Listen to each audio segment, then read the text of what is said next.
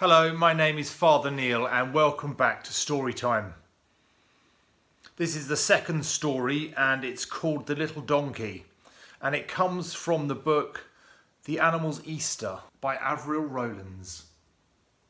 Let's get stuck straight into the story, shall we? The Little Donkey.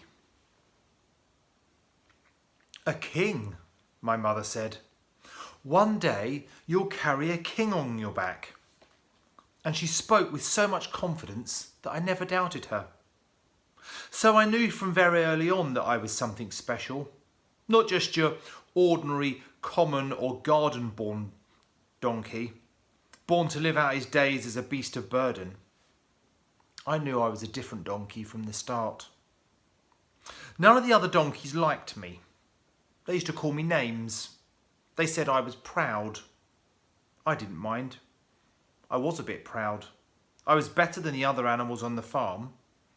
I was proud that I had been chosen above all of them for this special job. I had no idea when it was going to happen. Neither had my mother, but it would happen. One day, my mother said, and she knows about these things, it will happen, so it has to be true. I did not like being a donkey. If I'd have chosen something else, if I could choose something else, I probably would have chosen to be a horse, like those they have in the Roman army, tall and commanding. Donkeys are short and people think we're stupid. But we're not. We're very intelligent animals. So it was no wonder that I was going to carry a king. The only wonder was that it hadn't happened before. I expect it will start a trend, I said to my mother. I expect that one day every king in the world will want to travel by donkey. And we'll all live in wonderful stables built of marble and lie on beds of the softest straw and eat carrots and grass served on gold and silver plates. I was very young at the time. My mother nuzzled me with her soft nose. "Where do you get such funny ideas?" she asked. I got them, of course, from the camel. Where else? Not that the farmer who owned us was rich enough to have a camel, but one passed through our village from time to time. He was my friend. He had seen everything and he told me about the palaces he had visited. In return, I told him about the king I was going to carry one day. "What do you think my king will be like?" I asked.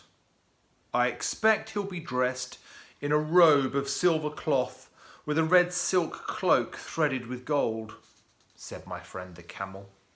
"He'll wear a crown, of course, a golden crown which will gleam in the sun. He'll be tall and commanding, and everyone will shake with fright in front of him and throw themselves on the ground in case he's angry." "Why? What happens when he gets angry?" "A king's anger is like a thunderstorm with rolls of thunder and flashing lightning. It's a terrible thing." "I won't make him angry," I said. "I'll be quiet and patient while he's sitting on my back." "What does it feel like to have a person sitting on your back?" For no one had ever tried to ride me, not even the village children. That was, my mother said, because the king had to be the very first person I carried. I felt proud about that too, and did not mind the other donkeys being rude and stuck up, because the village children chose to ride them and not me. "It feels good if it's a good person," said my friend the camel, "and bad if it's a bad person who digs his heels in and beats you. But if it's a good person, you feel you could carry him forever to the ends of the earth." "And what do you do if it's a bad person?" The camel curled his lips. "I throw him off in the desert and leave him to find his own way home." I wouldn't throw my king off, I thought to myself. I had another question, but I didn't ask my friend the camel, for he would only have laughed. So I waited until I was alone with my mother and we were munching away at the coarse grass in the field.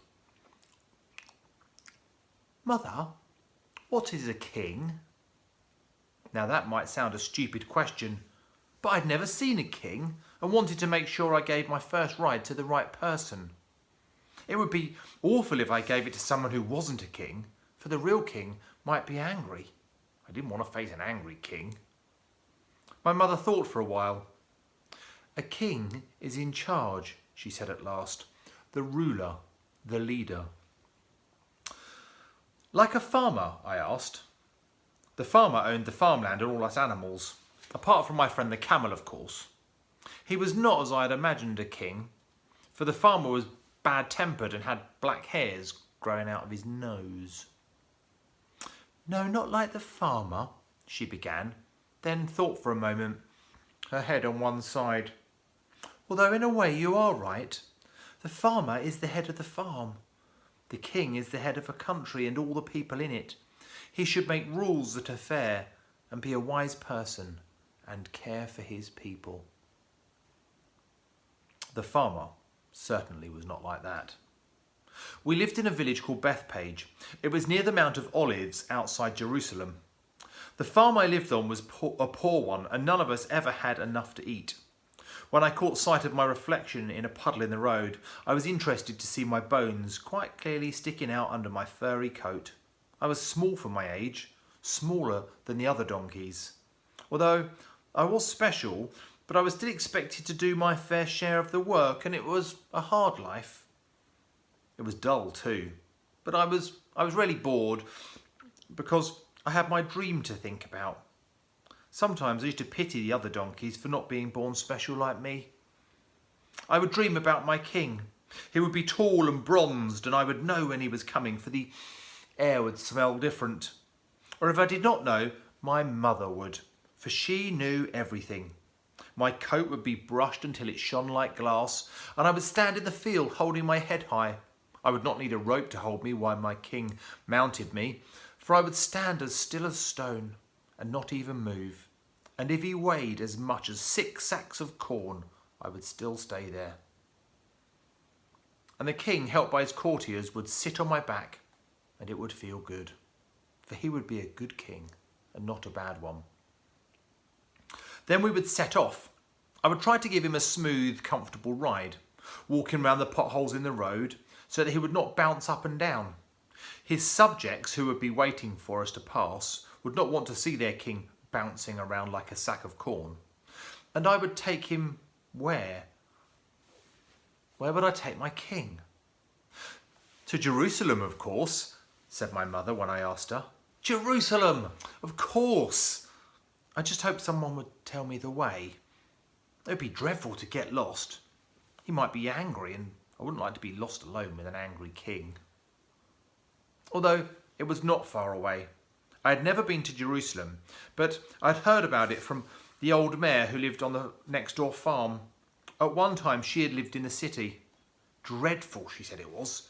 Streets full of houses, people and carts, smells and noise. No trees, no green fields, no fresh air.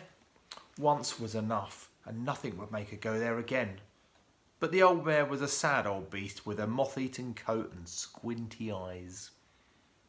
An old horse like that would not be able to cope with city life, but I would.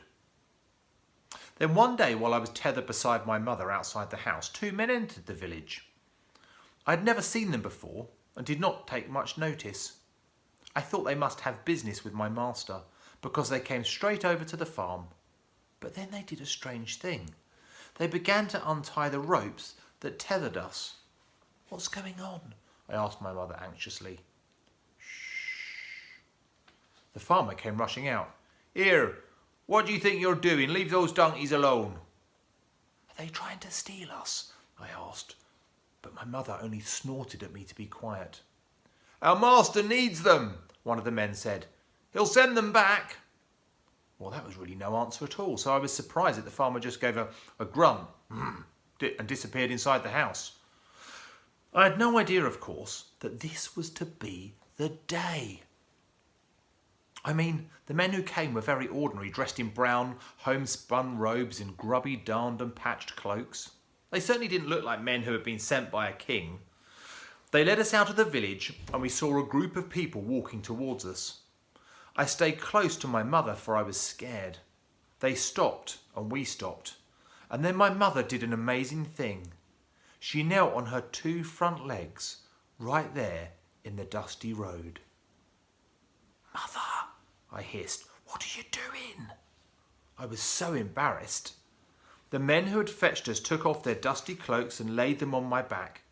I began to panic. Then a man stepped forward from the group. Surely he was not going to mount me. He wasn't my king. He couldn't be. I looked at my mother. "Go with them," she said calmly. I looked at the man. He was hesitating, and I suddenly had the odd feeling that he understood what I was thinking. He seemed a nice enough person, I thought, but not a king. Where was his silver robe, his red silk cloak threaded with gold, his golden crown? Then I had a dreadful thought.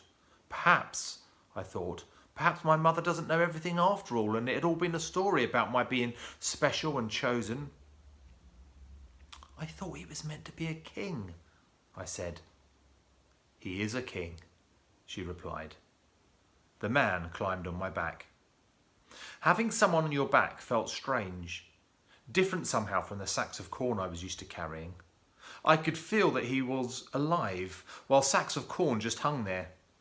He was not too heavy for me either. He was just right.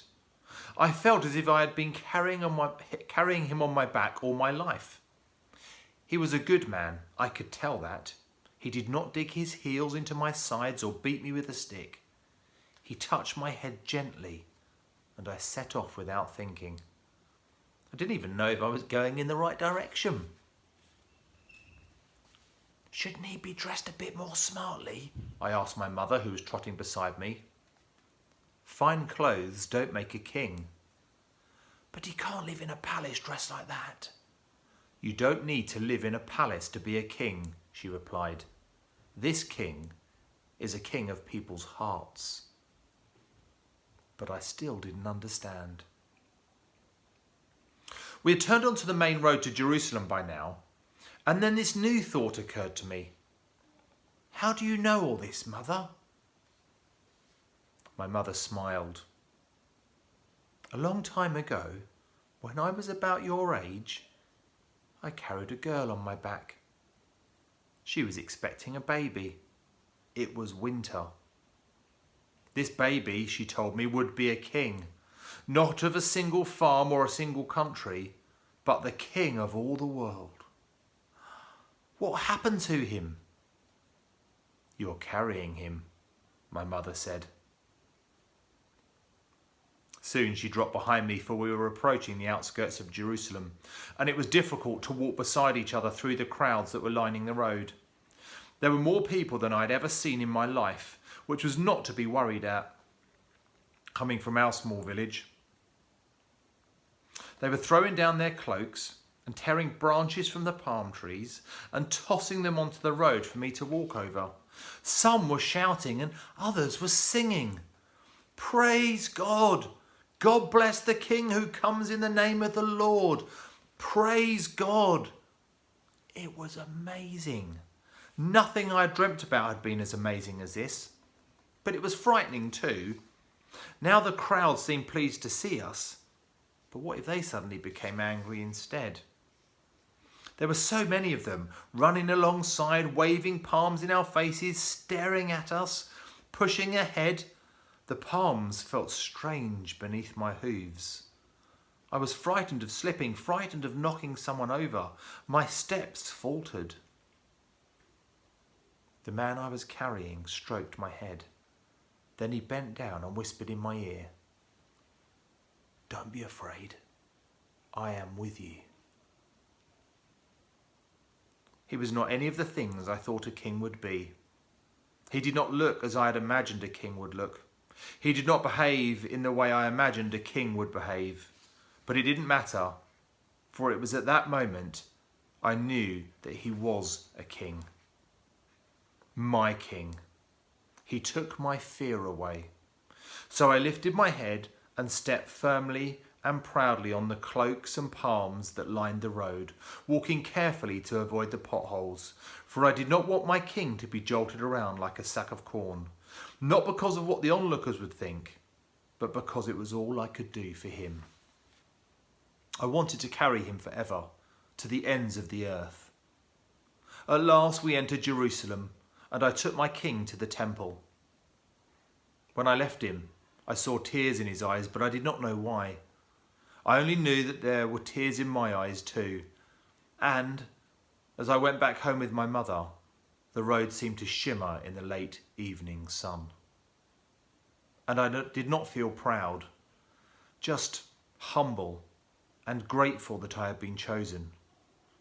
And I don't know why I was chosen, for I'm really quite an ordinary, rather stupid donkey after all. But I'd learnt so many things on that short journey, and especially that camels don't know everything. The end.